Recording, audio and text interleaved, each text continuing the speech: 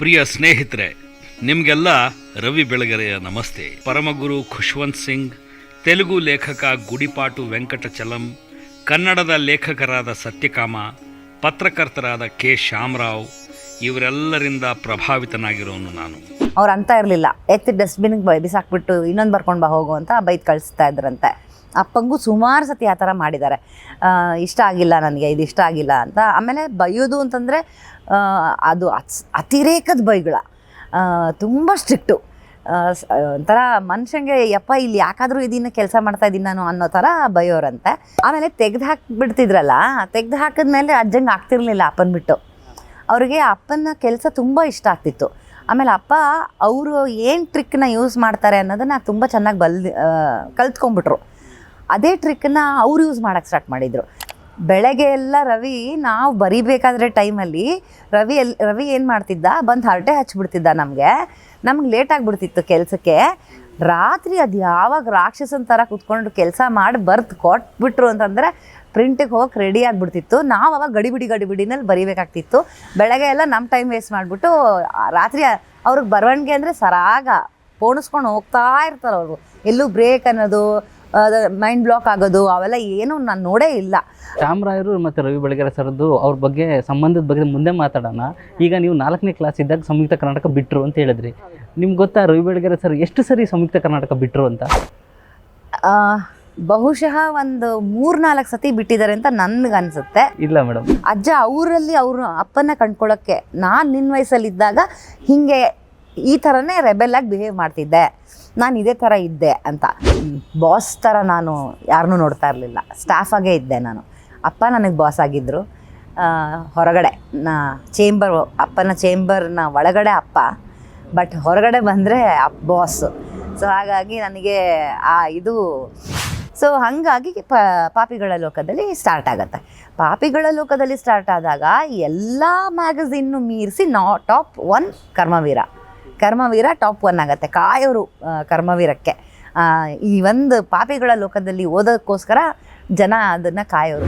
6 ಗಂಟೆ ಗಡಿಯಾರ ನೋಡ್ದ ಅವನು ಅಂತಂದರೆ ಅವ್ನು ಹೊರಟವನು ಅಂತಂದರೆ ಅವನು ಕೆಲಸಗಾರನೇ ಅಲ್ಲ. ಅವನಿಗೆ ಬೇಕಾಗಿರೋವಂಥದ್ದು ಸಂತೃಪ್ತಿಯಾಗಿ ನಾನು ಇವತ್ತು ಕೆಲಸ ಮಾಡಿದ್ದೀನಿ ಅಂತ ಅನ್ನಿಸಿ ಅವ್ನು ಹೋಗಬೇಕು. ಹಾಗೆ ಅಜ್ಜನ ರೂಲ್ಸ್ ಇತ್ತು. This is my last resort. ನಾನಿನ್ನು ಮತ್ತೆ ಸಮಿತಿ ಕರ್ನಾಟಕಕ್ಕೆ ನಾನು ಯಾವುದೇ ಕಾರಣಕ್ಕೂ ಹೋಗಲ್ಲ. ಅಂದರೆ ಅಷ್ಟರ ಮಟ್ಟಿಗೆ ಬೈದಿದ್ರು ಆ ಟೈಮಲ್ಲಿ. ಪತ್ರಿಕೆಗೆ ಒಂದು ಫಲ ಬೇಕಲ್ಲ, ಏನೋ ಒಂದು ಕೊಡುಗೆ ಬೇಕಲ್ಲ. ನಿನ್ನಿಂದ ಕೊಡುಗೆನೇ ಇಲ್ಲ ಅಂತಂದರೆ ನನಗಿಲ್ಲಿ ಬೇಡ, ನೀನು ಅಂದರೆ ಇದಕ್ಕೆ ಬೇಡ, ಸಮಿತಿ ಕರ್ನಾಟಕಕ್ಕೆ ಬೇಡ ಅಂತ ಹೇಳಿ ಅವರು ತೆಗೆದು ಹಾಕ್ಬಿಡೋರು. ಪನಿಷ್ಮೆಂಟ್ಗಳನ್ನ ಹೆಂಗೆ ಕೊಡ್ತಿದ್ರು. ಆಮೇಲೆ ನಾವು ಅವ್ರನ್ನ ಮರಿ ಶ್ಯಾಮರಾಯರು ಅಂತ ಕರಿತಾ ಇದ್ವಿ, ಯಾಕಂದರೆ ಡಿಟ್ಟು ಅವ್ರ ಥರನೇ ಪನಿಷ್ಮೆಂಟ್ಗಳಿರ್ತಾಯಿದ್ವು.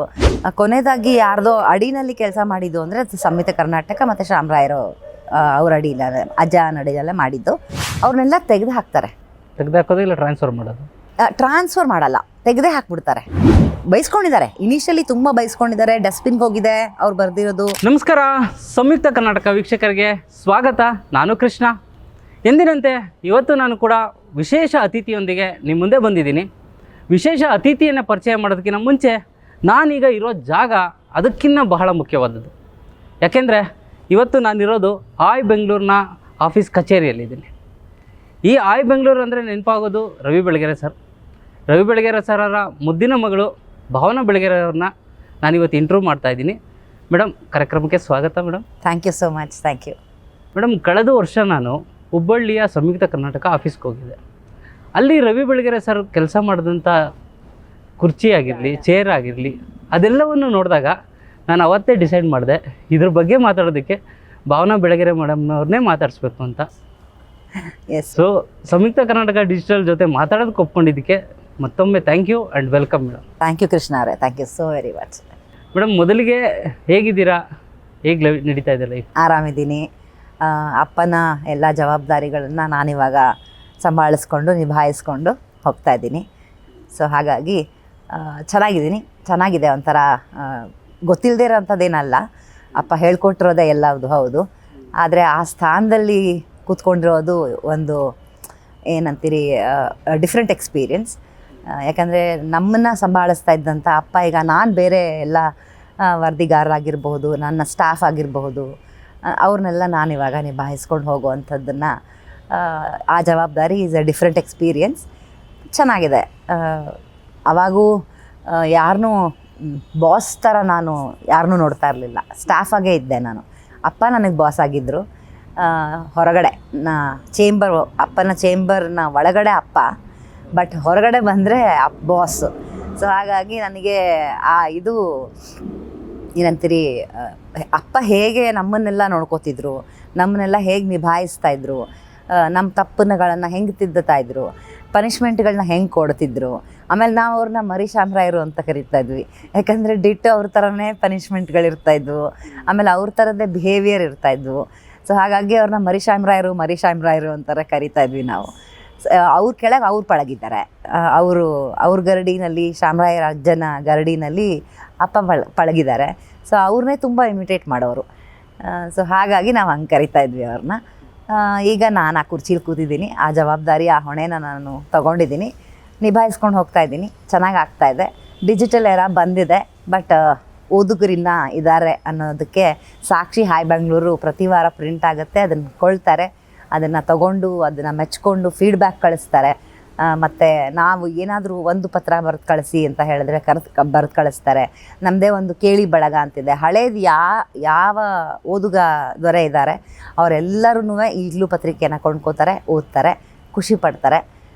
ತಪ್ಪಿದರೆ ಅವರು ಹೇಳ್ತಾರೆ, ಯಾಕಂದರೆ ಅಪ್ಪ ಅಷ್ಟು ಅವ್ರನ್ನ ಹತ್ರಕ್ಕೆ ಬಿಟ್ಕೊಂಡಿದ್ರು. ಇಲ್ಲ ಇದು ಚೆನ್ನಾಗಿದೆ, ಇಲ್ಲ ಇದು ಚೆನ್ನಾಗಿತ್ತು, ಇದು ಹಿಂಗಿರಬೇಕಿತ್ತು, ವಾದಗಳು ನಡೀತವೆ ನಮ್ಮ ನಡುವೆ. ಅದು ಒಂದು ಸಂಪಾದಕಿಯಾಗಿಯೂ ಕೂಡ, ಅಥವಾ ಒಂದು ಓದುಗರ ಜೊತೆಗೆ ನಾವು ಇಟ್ಕೋಬೇಕಾಗಿರೋ ಒಡನಾಟ ಏನಿದೆ ಅದು ತುಂಬ ಇಂಪಾರ್ಟೆಂಟು ಅಂತ ಅಂದ್ಕೊಳ್ತೀನಿ ನಾನು. ಎಮೋಷ್ನಲಿ ಕನೆಕ್ಟ್ ಆಗೋದಿದೆಯಲ್ಲ ಓದುಗರ ಜೊತೆಗೆ, ಅದು ಬರಹ ರೂಪದಲ್ಲೇ ಕನೆಕ್ಟ್ ಆಗಬೇಕು. ಅದರ ನಂತರ ಅದ್ರ ಚರ್ಚೆ ಆಗುತ್ತೆ ಅಂತಂದರೆ ಅದೇನೋ ಒಂದು ತಾಕಿದೆ ಮನುಷ್ಯನಿಗೆ ಅಂತ ಅಪ್ಪನೂ ಹೇಳೋರು. ಅದು ನಾನು ನಡೆಸ್ಕೊಂಡು ಹೋಗ್ತಾ ಇದ್ದೀನಿ. ಮೇಡಮ್, ಸಂಯುಕ್ತ ಕರ್ನಾಟಕದ ಇತಿಹಾಸದ ಬಗ್ಗೆ ನಿಮಗೆ ಗೊತ್ತಿರ್ಬೋದು. 105 ವರ್ಷಗಳ ಇತಿಹಾಸ ಇದೆ. 1921ರಲ್ಲಿ ಆರಂಭವಾದ 1924ರಿಂದ ಸಂಯುಕ್ತ ಕರ್ನಾಟಕ ದಿನಪತ್ರಿಕೆ. ನಾನು ಆಗಲೇ ಹೇಳಿದ ಹಾಗೆ ನನಗೆ ಎಷ್ಟು ಗೊತ್ತು ಅಷ್ಟು ನಾನು ಹೇಳ್ತೀನಿ, ಯಾಕಂದರೆ ನಾನು ತುಂಬ ಸಣ್ಣವಳು ಅವಾಗ. ಆಮೇಲೆ ಅಪ್ಪ ಒಂದು ಕಡೆ ನಿಲ್ತಾ ಇರಲಿಲ್ಲ, ತುಂಬ ಕಡೆ ಕೆಲಸ ಮಾಡಿದ್ದಾರೆ. ಬಟ್ ಜಾಸ್ತಿ ಕೆಲಸ ಅಂದರೆ ಕೊನೆಯದಾಗಿ ಯಾರ್ದೋ ಅಡಿನಲ್ಲಿ ಕೆಲಸ ಮಾಡಿದ್ದು ಅಂದರೆ ಅದು ಸಂಯುಕ್ತ ಕರ್ನಾಟಕ ಮತ್ತು ಶಾಮರಾಯರು ಅವ್ರ ಅಡಿಯಲ್ಲಿ, ಅಜ್ಜನ ಅಡಿಯಲ್ಲೇ ಮಾಡಿದ್ದು. ಬಟ್ ನನಗೆ ನೆನಪಿರೋ ಹಾಗೆ ನಾನು ಅವಾಗ ಇನ್ನು 4ನೇ ಕ್ಲಾಸು. ಅಪ್ಪ ಸಂಯುಕ್ತ ಕರ್ನಾಟಕ ಬಿಟ್ಟಾಗ, ಸಂಯುಕ್ತ ಕರ್ನಾಟಕದಿಂದ ಆಚೆ ಬಂದಿದ್ದು ನಾನು ಅವಾಗ 4. ನಾವು ಅವಾಗ ಇನ್ನೂ ಹುಬ್ಳಿಲಿದ್ವಿ. ಹುಬ್ಬಳ್ಳಿನಲ್ಲೇ ಕೆಲಸ ಮಾಡ್ತಾಯಿದ್ರು ಅಪ್ಪ. ಹುಬ್ಬಳ್ಳಿಲಿದ್ವಿ. ನಾನು ಅಮ್ಮ ಬಳ್ಳಾರಿನಲ್ಲಿದ್ದಾಗಲೇ ಅಪ್ಪ ಅಕ್ಕನ ಕರ್ಕೊಂಡು ಹುಬ್ಬಳ್ಳಿಗೆ ಹೊರಟೋಗ್ತಾರೆ. ಹುಬ್ಬಳ್ಳಿನಲ್ಲಿ ಕೆಲಸ ಮಾಡ್ತಾರೆ, ಅಕ್ಕನ ಇಟ್ಕೊಂಡು ಇರ್ತಾರೆ. ಅಕ್ಕ ಅವಳು ಸ್ಕೂಲು, ಅಪ್ಪ ಸಂಯುಕ್ತ ಕರ್ನಾಟಕಕ್ಕೆ ಹೋಗ್ತಿದ್ರು. ಶಾಮರಾಯರ ಅಜ್ಜಂಗೆ ಅಪ್ಪನ ಅಲ್ಲಿಗೆ ಜಾಯಿನ್ ಆಗೋದಕ್ಕೆ ಕಾರಣ ಹೆಂಗೆ ಆಯಿತು ಅಂತಂದರೆ, ಕೆಲಸ ಏನೂ ಇರಲಿಲ್ಲ ಅಪ್ಪಂಗೆ, ಕೆಲಸದ ಹುಡುಕಾಟದಲ್ಲಿದ್ದರು. ಆ ಹುಡುಕಾಟದಲ್ಲಿದ್ದಾಗ ಆವಾಗ ಅವರು ಇನ್ನೂ ಬಳ್ಳಾರಿಲಿದ್ದರು. ಬಳ್ಳಾರಿಯಿಂದ ಅವರು ಏನಾಗುತ್ತೆ, ಅವರಿಗೆ ಈ ಪತ್ರಕರ್ತರದ ವಲಯ ಒಂದು ಸೇರೋದು, ಮಾತಾಡೋದು ಅದೆಲ್ಲ ಇರ್ತಿತ್ತಲ್ಲ. ಸೊ ಹಾಗೆ ಅವರು ಸೇರ್ಕೊಂಡಿರ್ತಾರೆ, ಮಾತಾಡ್ತಾ ಒಂದು ಚರ್ಚೆನಲ್ಲಿ ಕೂತಿರ್ತಾರೆ. ಆವಾಗ ಒಬ್ಬರು GH ರಾಘವೇಂದ್ರ ಅಂತ ಅವರು ಒಬ್ಬರು, ಇವಾಗಿಲ್ಲ ಅವರು, ನಮ್ಮ ಫ್ಯಾಮ್ಲಿಗೆ ತುಂಬ ಹತ್ತಿರವಾದ GH ಅಂಕಲ್ ಅಂತಲೇ ನಾವು ಕರಿತಾ ಇದ್ದಿದ್ದು. GH ರಾಘವೇಂದ್ರ ಅವರು ಮಾತಾಡ್ತಾ ರವಿ, ನಿನಗೆ ಸಂಯುಕ್ತ ಕರ್ನಾಟಕದಲ್ಲಿ ಟ್ರೈ ಮಾಡಬಹುದು, ನನಗಲ್ಲಿ ಅವರು ತುಂಬ ಸಾಕಷ್ಟು ವರ್ಷ ಕೆಲಸ ಮಾಡಿದ್ದಾರೆ ಸಂಯುಕ್ತ ಕರ್ನಾಟಕದಲ್ಲಿ. ಅವ್ರು ಹಿರಿಯರು, ಸೀನಿಯರ್ ಜರ್ನಲಿಸ್ಟ್ ಅಂತ ಕರೆಸ್ಕೊಂಡಿದ್ರು ಆಲ್ರೆಡಿ.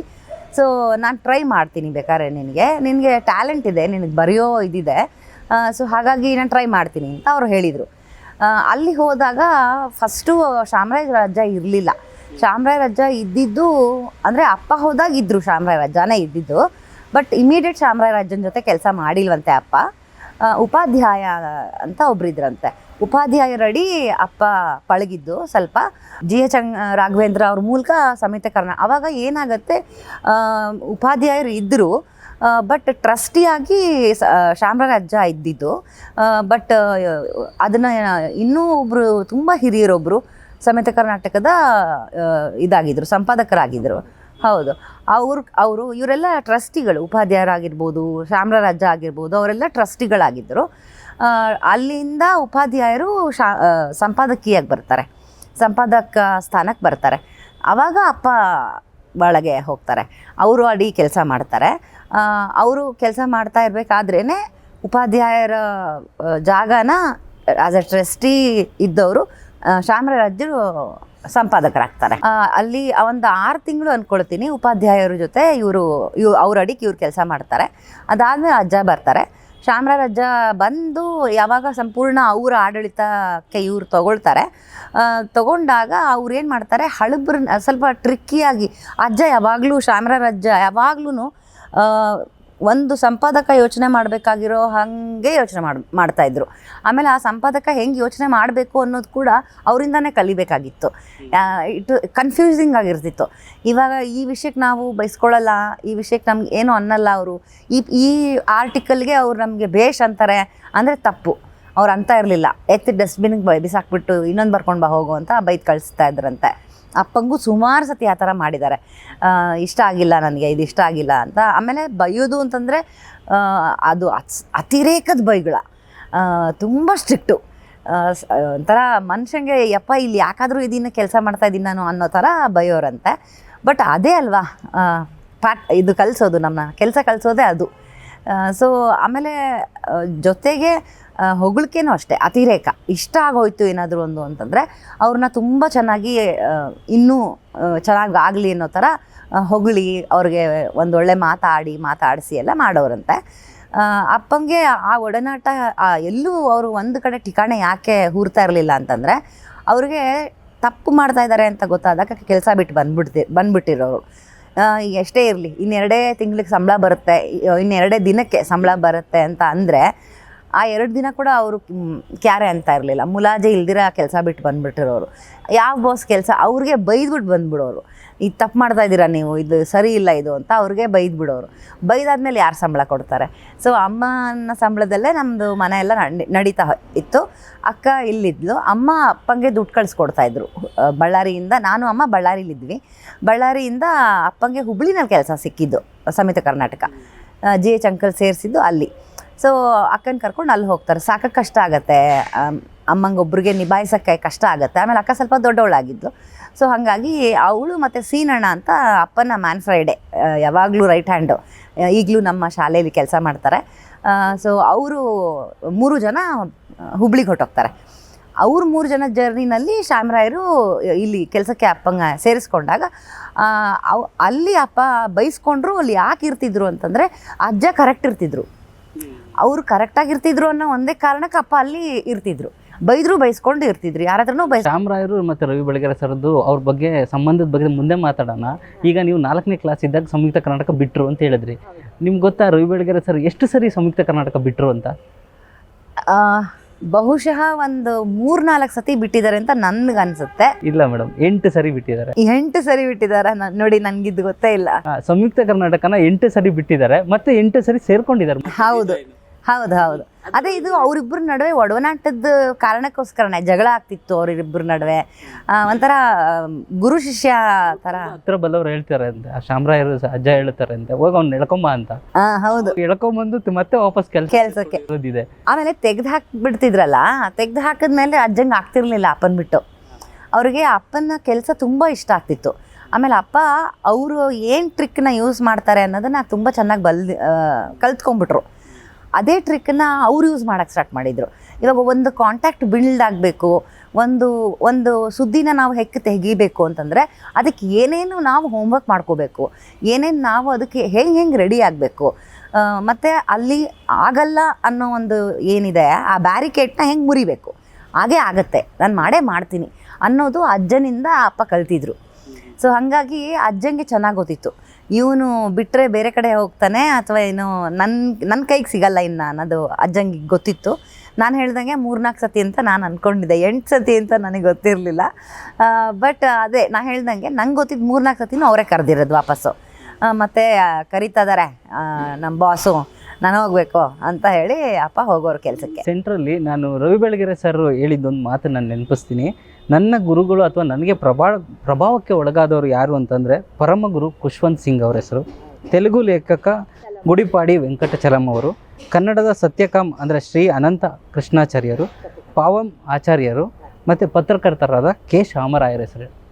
ಅವರು ಪರಮ ಗುರುಗಳು ಅಂತ ರವಿ ಬೆಳಗೆರೆ ಸರ್ ಯಾವಾಗಲೂ ಹೇಳ್ತಾರೆ. ಹೀಗೆ ಹೇಳಿ ಶಾಮರಾಯರದು ಮತ್ತು ರವಿ ಬೆಳಗೆರೆ ಸರ್ದು ಹೇಗಿತ್ತು ಒಂದು ಬಾಂಧವ್ಯ ಒಡನಾಟ ಅಂತ? ಅದೇ ಅವರು ಕೆಲಸ ಮಾತ್ರ ನೋಡೋರು, ಎಲ್ಲರಲ್ಲಿ ಬೇರೆ ಎಂಪ್ಲಾಯಿಗಳಲ್ಲಿ ಕೆಲಸ ನೋಡೋರು, ಕೆಲಸ ಮೆಚ್ಚೋರು. ಬೇರೆ ಎಲ್ಲರೂ ಮೆಚ್ತಾ ಇರಲಿಲ್ಲ ಅಥವಾ ಹತ್ರ ಬಿಟ್ಕೋತಿರ್ಲಿಲ್ಲ, ಹಾಗಲ್ಲ. ಬಟ್ ಅಪ್ಪನ ಕೆಲಸ ವಿಭಿನ್ನವಾಗಿರ್ತಿತ್ತು, ಸ್ವಲ್ಪ ಬೇರೆ ಥರದ್ದೇ ರುಚಿಯಾದ ಒಂದು ಫ್ಲೇವರ್ ಇರುವಂಥ ಒಂದು ಆರ್ಟಿಕಲ್ ಕೊಡೋರು. ಈ ಥರನೂ ಬರಿಬೋದಾ, ಈ ಒಂದು ಸಣ್ಣ ಎಳೆನ ಇಷ್ಟು ಚೆನ್ನಾಗಿ ಬರಿಬಹುದಾ ಅನ್ನೋ ಒಂದು ಇದನ್ನು ಅವರು ಬರೆದು ಕೊಡೋರಲ್ಲ, ಅದು ಅಜ್ಜಂಗೆ ತುಂಬ ಇಷ್ಟ ಆಗ್ತಿತ್ತು. ಶಾಮರಾಯರಿಗೆ ಯಾವಾಗೂ ಹೇಳೋರು, ನೀನು ಏನೋ ತುಂಬ ಒಂಥರ. ಆಮೇಲೆ ಅಪ್ಪನ ಕ್ಯಾರೆಕ್ಟ್ರ್ ಕೂಡ ಹಾಗೆ ಇರ್ತಿತ್ತು. 9 ಗಂಟೆಗೆ ಬಾ, 10 ಗಂಟೆಗೆ 6 ಗಂಟೆಗೆ ಎದ್ಬಿಟ್ಟು ಹೋಗ್ಬಿಡು, ಆ ಥರ ಏನೂ ಇಲ್ಲ. ವರ್ಕೋಹಾಲಿಕ್ಕು, ಸಿಕ್ಕಾಬಡೆ ಕೆಲಸ ಮಾಡೋರು. ಅಜ್ಜನೇ ತಳ್ಳಬೇಕಿತ್ತು, ಸಾಕು ಹೋಗು ಮಾರಯ್ಯ, ನಾಳೆ ಬರಬೇಕು ನೀನು ಹೋಗು ಅಂತ. ಈಗ ಮೊನ್ನೆ ನಾನು ರವಿ ಹೆಗ್ಡೆ ಅವರು ಇವಾಗ ಸುವರ್ಣ ಇದರಲ್ಲಿ ನ್ಯೂಸಲ್ಲಿ ಸಂಪಾದಕರಾಗಿದ್ದಾರಲ್ಲ, ಅವರು ಹತ್ರನೂ ಮಾತಾಡ್ತಿದ್ದೆ. ಅವರೆಲ್ಲ ಅಪ್ಪನ ಸ್ವಲ್ಪ ಜೂನಿಯರ್ಸು. ಸೊ ಅವರು ಹೇಳ್ತಾಯಿದ್ರು, ಬೆಳಗ್ಗೆ ಎಲ್ಲ ರವಿ ನಾವು ಬರಿಬೇಕಾದ್ರೆ ಟೈಮಲ್ಲಿ ರವಿ ಏನು ಮಾಡ್ತಿದ್ದ, ಬಂದು ಹರಟೆ ಹಚ್ಬಿಡ್ತಿದ್ದ. ನಮ್ಗೆ ಲೇಟ್ ಆಗಿಬಿಡ್ತಿತ್ತು ಕೆಲಸಕ್ಕೆ. ರಾತ್ರಿ ಅದು ಯಾವಾಗ ರಾಕ್ಷಸನ ಥರ ಕೂತ್ಕೊಂಡು ಕೆಲಸ ಮಾಡಿ ಬರ್ದು ಕೊಟ್ಬಿಟ್ರು ಅಂತಂದರೆ ಪ್ರಿಂಟಿಗೆ ಹೋಗಿ ರೆಡಿ ಆಗಿಬಿಡ್ತಿತ್ತು. ನಾವು ಅವಾಗ ಗಡಿಬಿಡಿನಲ್ಲಿ ಬರಿಬೇಕಾಗ್ತಿತ್ತು. ಬೆಳಗ್ಗೆ ಎಲ್ಲ ನಮ್ಮ ಟೈಮ್ ವೇಸ್ಟ್ ಮಾಡಿಬಿಟ್ಟು ರಾತ್ರಿ ಅವ್ರಿಗೆ ಬರವಣಿಗೆ ಅಂದರೆ ಸರಾಗ ಪೋಣಿಸ್ಕೊಂಡು ಹೋಗ್ತಾ ಇರ್ತಾರೆ ಅವರು. ಎಲ್ಲೂ ಬ್ರೇಕ್ ಅನ್ನೋದು, ಮೈಂಡ್ ಬ್ಲಾಕ್ ಆಗೋದು ಅವೆಲ್ಲ ಏನೂ ನಾನು ನೋಡೇ ಇಲ್ಲ. ಆ ಥರ ಒಂದು ಚಿತ್ತಿಲ್ದೆ ಡೈರೆಕ್ಟ್ ಪ್ರಿಂಟಿಗೆ ಹೋಗ್ಬೋದು, ಹಂಗಿರ್ತಾ ಇತ್ತು ಅವ್ರ ಹ್ಯಾಂಡ್ ರೈಟಿಂಗು. ಇವಾಗೂ ನಾವು ಅದನ್ನು ಎಷ್ಟೋ ಮೊನ್ನೆ ಯಾವುದೋ ಒಂದು 3-4 ಫಂಕ್ಷನ್ ಹಿಂದೆ ಅದನ್ನೇ ಮೊಮೆಂಟೋ ಆಗಿ ಅಂದರೆ ಗಿಫ್ಟಾಗಿ ಬಂದವ್ರಿಗೆ ಒಂದು ಲೇಖನ ಅಪ್ಪಂದು, ಅದನ್ನು ಫ್ರೇಮ್ ಹಾಕಿಸಿ ನೋಡಿ ಹೆಂಗೆ ಬರೀತಾಯಿದ್ರು ಅಂತ. ಒಂದು ಚಿತ್ತಿರ್ತಿರ್ಲಿಲ್ಲ, ಅದನ್ನು ನಾವು ಹಾಕಿಸಿ ಕೊಟ್ಟಿದ್ವಿ. ಸೊ ನಾವು ಹೇಳ್ತಿದ್ವಿ, ಅಪ್ಪ ಡೈರೆಕ್ಟ್ ಪ್ರಿಂಟೇ ಹೋಗ್ಬಿಡ್ಬೋದಾಗಿತ್ತಲ್ಲ ಅಂತ ಬೆಂಗಳೂರಲ್ಲಿ ಇದ್ದಾಗ. ಸೊ ಅದೆಲ್ಲ ಅವ್ರಿಗೆ ತುಂಬ ಇಷ್ಟ ಆಗ್ತಿತ್ತು ಅಜ್ಜಂಗೆ. ಅಪ್ಪನ ಶ್ರದ್ಧೆ, ಆ ಒಂದು ಅವ್ರು ಏನು ಹೇಳಿದ್ದಾರೆ ಅದನ್ನು ಮಾಡೇ ತೀರ್ತಿದ್ರು. ಸೊ ಹಾಗಾಗಿ ಅವ್ರಿಗೆ ಅಪ್ಪ ಹತ್ರ ಆಗ್ತಾ ಹೋದರು.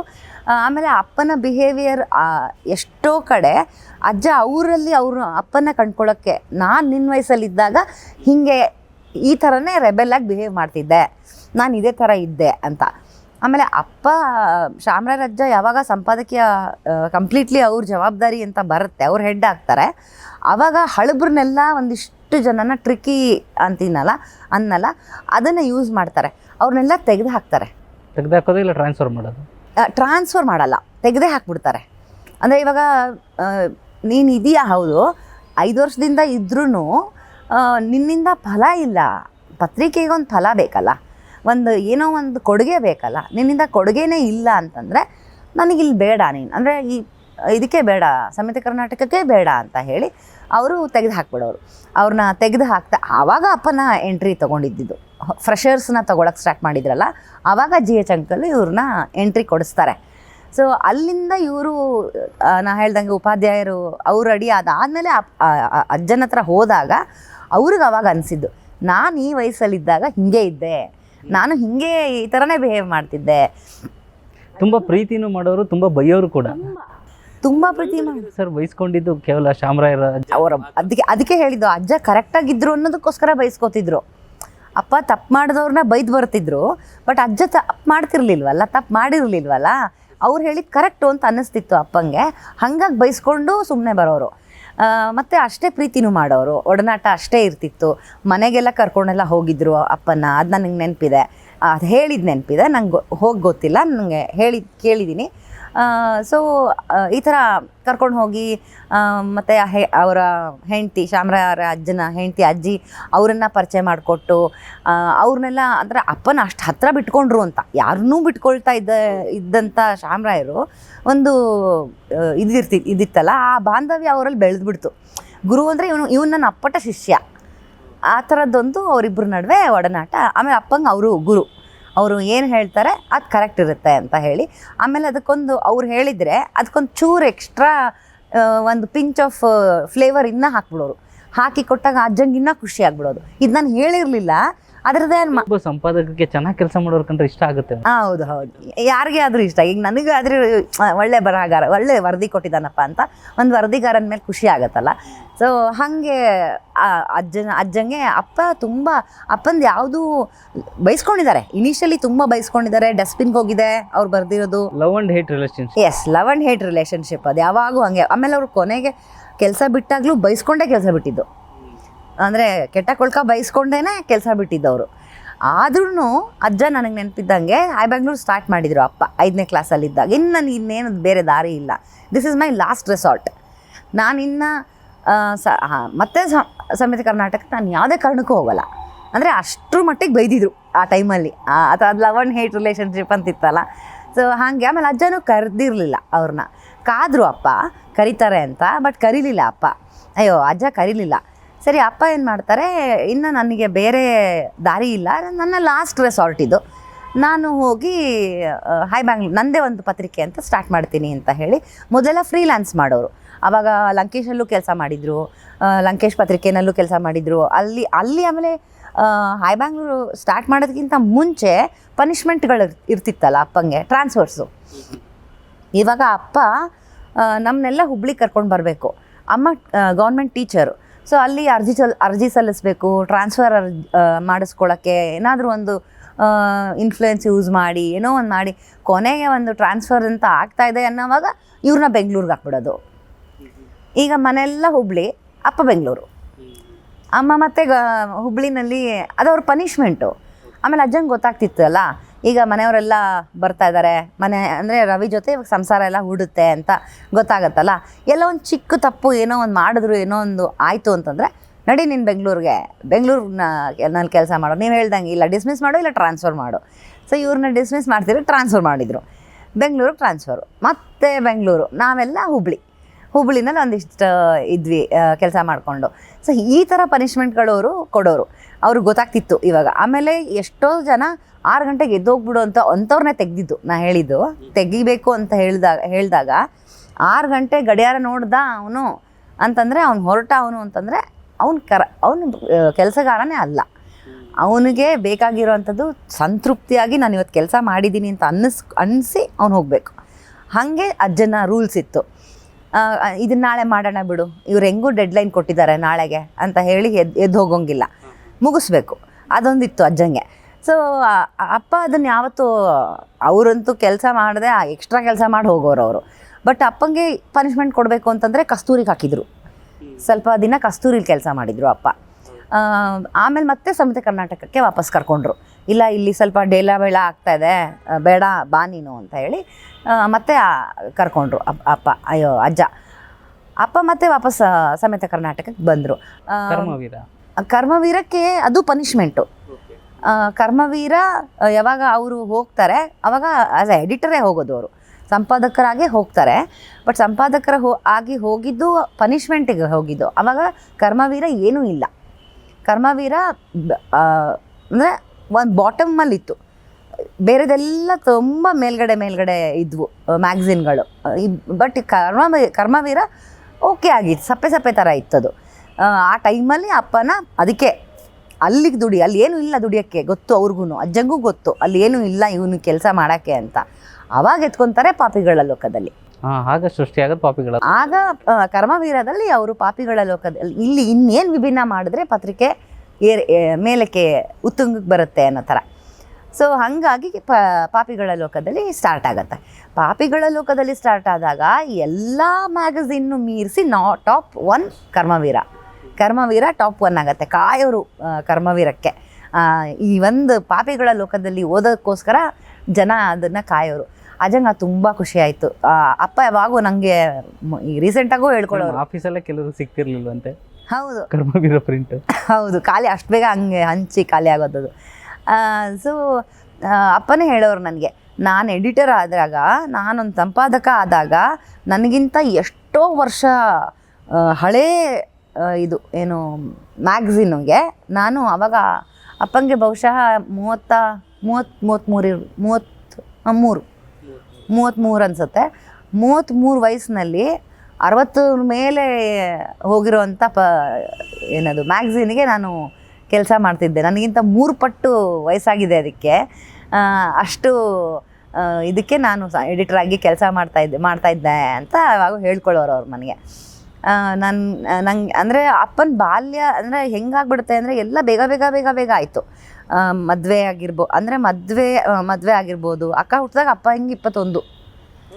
ಸೊ ವೆರಿ ಅರ್ಲಿ ಮ್ಯಾರೇಜು, ಆಮೇಲೆ ಮಕ್ಕಳು, ಸಂಸಾರ, ಒಂದು ಹೊಣೆ, ಒಂದು ಜವಾಬ್ದಾರಿ. ನಾವು 3 ಮಕ್ಕಳು ಅಪ್ಪ ಹುಟ್ಟೋ ಅಷ್ಟರಲ್ಲಿ ನನಗೆ ಅಕ್ಕಂಗೆ 4 ವರ್ಷ ಡಿಫ್ರೆನ್ಸ್ ಇದೆ, ನನಗೆ ನನ್ನ ತಮ್ಮಂಗೆ 2 ವರ್ಷ ಡಿಫ್ರೆನ್ಸ್ ಇದೆ. 6 ವರ್ಷದಲ್ಲಿ ಒಂದು ಸಂಸಾರ ಗಟ್ಟಿಯಾಗಿ ನಿಂತ್ಬಿಟ್ಟಿತ್ತು. ಬಟ್ ಕೆಲಸ ಇಲ್ಲದೇ ಇಷ್ಟು ಒಂದು ಹೊಣೆ ಇತ್ತು. ಅಜ್ಜಿ ಬೇರೆ ಇದ್ದರು. ಅಜ್ಜಿ ನನಗೆ ನೆನಪಿರೋದು, ನಾನು 1ನೇ ಕ್ಲಾಸಲ್ಲಿದ್ದಾಗ ಅಜ್ಜಿ ತೀರಿ ಹೋಗಿದ್ದು. ಆವಾಗಿಂದ ಅಮ್ಮನೇ ಎಲ್ಲ. ಮೊದಲು ಅವರು ಟೀಚರೇನೆ, ಟ್ಯೂಷನ್ ಎಲ್ಲ ಮಾಡೋರು, ಕೈಲಾದಷ್ಟು ಮಾಡೋರು. ಅಮ್ಮ ಬಂದಮೇಲೆ ಅವೆಲ್ಲ ಬಿಟ್ಟು ಹೋಯಿತು. ಅಮ್ಮನೇ ಎಲ್ಲ ಕಂಪ್ಲೀಟ್ಲಿ ಟ್ಯೂಷನ್ ಆಗ್ಬೋದು, ಟೀಚಿಂಗ್ ಆಗ್ಬೋದು, ಎಲ್ಲದನ್ನು ಅವರೇ ನಿಭಾಯಿಸ್ಕೊಂಡು ಮನೆ, ಅಡುಗೆ, ಸಂಸಾರ ಎಲ್ಲ ನಿಭಾಯಿಸ್ಕೊಂಡು ಹೋಗ್ತಿದ್ರು. ಬಟ್ ಒಟ್ಟಿಗೆ ಇರೋಕ್ಕಾಗ್ತಿರ್ಲಿಲ್ಲ ಅಪ್ಪಂಗೆ ಮತ್ತು ಅಮ್ಮಂಗೆ, ನಮಗೆ ಎಲ್ಲ. ಅಪ್ಪ ಅದೇ ಹೇಳಿದ್ನಲ್ಲ, ಬಳ್ಳಾರಿನಲ್ಲಿ ನಾವಂದರೆ ಅವ್ರು ಹುಬ್ಳಿಗೆ ಹೋಗಿದ ತಕ್ಷಣ ಅವ್ರು ಬೆಂಗಳೂರು. ಸೊ ಹಾಗೆ ಶಫಲ್ ಆಗ್ತಾ ಇದ್ವಿ.